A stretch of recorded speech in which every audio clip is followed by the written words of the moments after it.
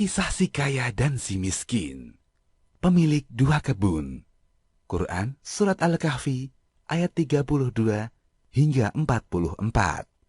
Surat Al-Kahfi adalah surat dalam Al-Quran yang bermuatan kisah-kisah hikmah.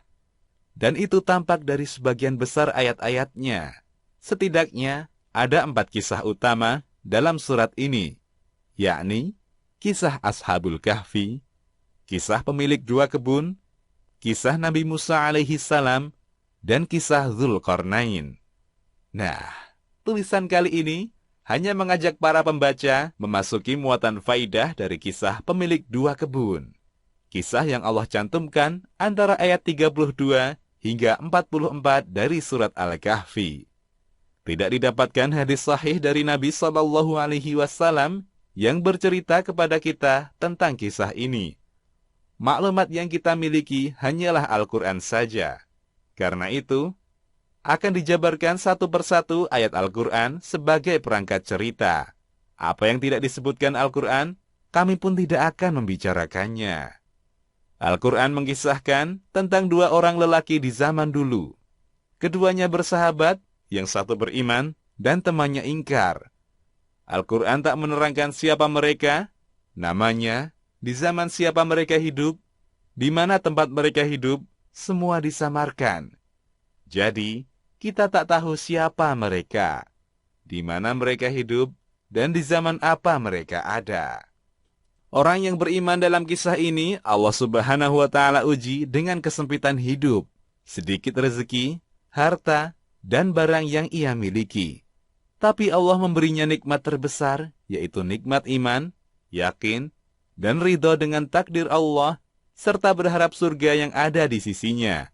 Nikmat ini lebih utama dari harta dan materi yang fana.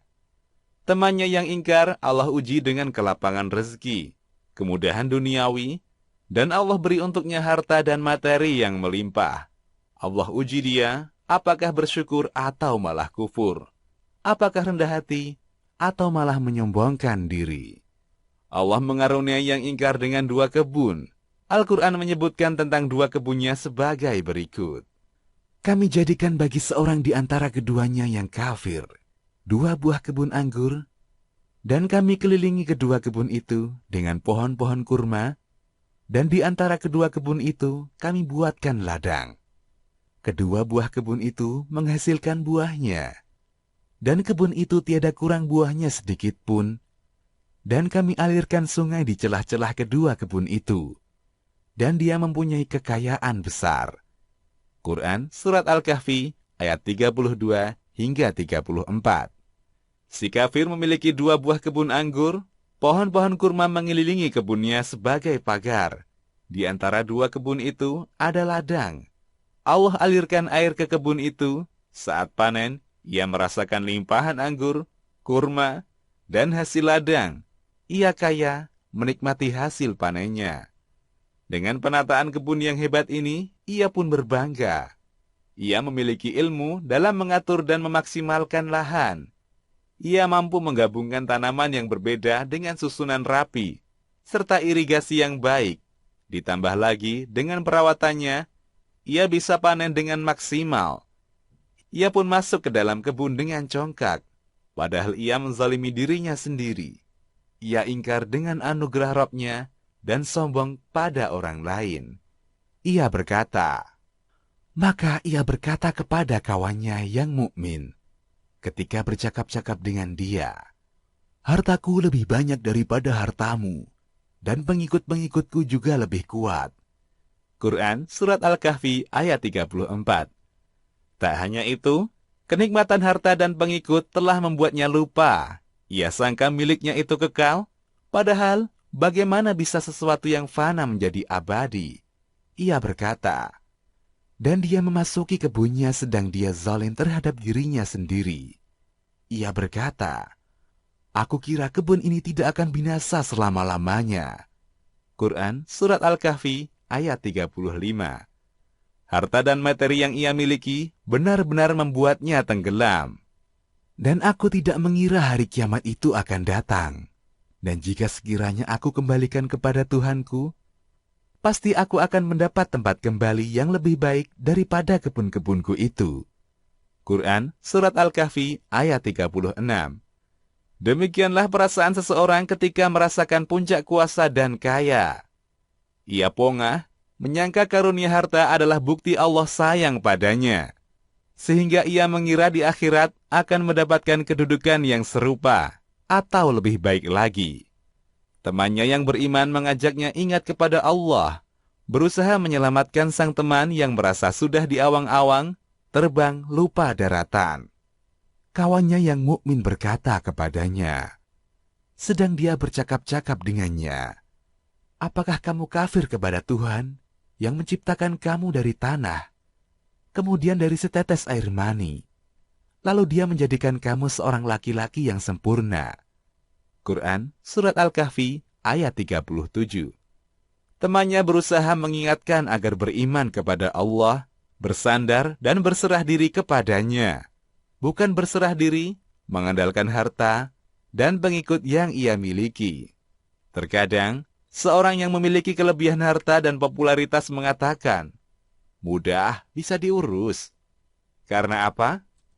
Karena ia menganggap dengan materi, semua bisa diselesaikan dan diatur, karena bisa menundukkan orang lain.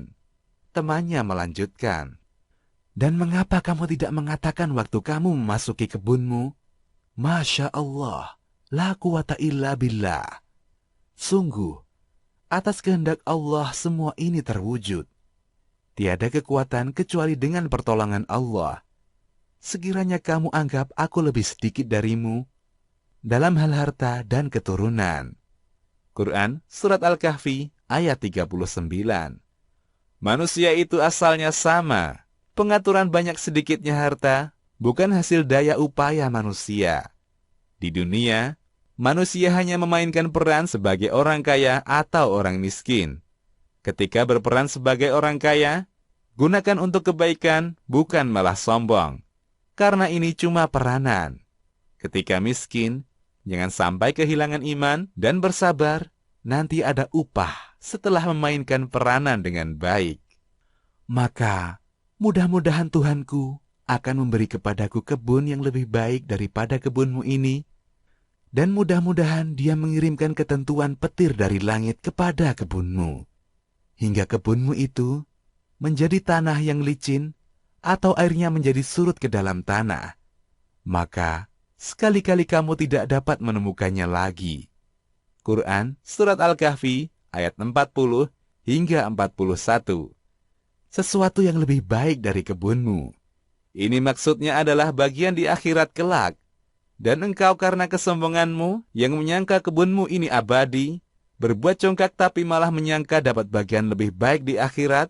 Semoga Allah memberi pelajaran dengan membuat kebunmu hancur. Mudah-mudahan engkau tersadar sehingga membuatmu kembali mengingat Allah. Dan harta kekayaannya dibinasakan. Lalu ia membolak-balikan kedua tangannya, tanda menyesal terhadap apa yang telah ia belanjakan untuk itu. Sedang pohon anggur itu roboh bersama para-paranya, dan dia berkata, aduhai, kiranya dulu aku tidak mempersekutukan seorang pun dengan Tuhanku. Quran Surat Al-Kahfi ayat 42. Tak ada yang mustahil bagi Allah. Tak ada seorang pun yang mampu mencegah Allah melakukan kehendaknya. Anak, istri, atau siapapun tak akan mampu menolong seseorang dari hukuman Allah. Dan tidak ada bagi dia segolongan pun yang akan menolongnya selain Allah. Dan sekali-kali ia tidak dapat membela dirinya. Quran Surat Al-Kahfi ayat 43. Demikianlah kisah yang penuh hikmah ini, kisah nyata yang pernah terjadi, agar kita tidak meniru yang salah dan tidak lagi mengulangi. Sesungguhnya Allah Maha Mampu dan Maha Perkasa. Kami tutup kisah ini dengan hadis Nabi SAW, agar kita bisa memahami perbandingan nikmat iman dan nikmat dunia. Sesungguhnya Allah memberi dunia kepada siapa yang Dia cinta dan juga pada yang Dia benci. Tapi Dia tidak memberi nikmat agama ini, Islam dan iman, kecuali hanya pada orang yang Dia cintai. Hadis riwayat Al-Hakim dalam Al-Mustadrak. Tafsiran ayat kami ambil dari tafsir Ibnu Katsir dan tafsir Al-Baghawi. Demikian, Allahu a'lam. Kisahmuslim.com. Kisah penggugah jiwa.